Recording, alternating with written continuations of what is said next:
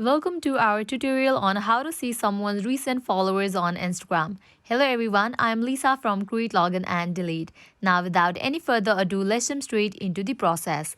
Open your Instagram app. Make sure you have already logged into your Instagram account. You will land to the home page.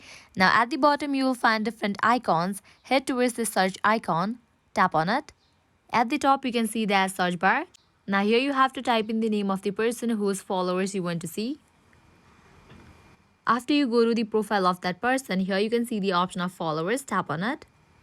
In the past, if you want to see someone's recent followers, you can go through the followers list of theirs and you're gonna see the followers from recent to oldest. At the top, you're gonna see the recent followers, and while you scroll down, you're gonna see the older followers of that specific person. But now this feature has gone. Now you will be able to see changes in the followers list, but you cannot see the recent followers.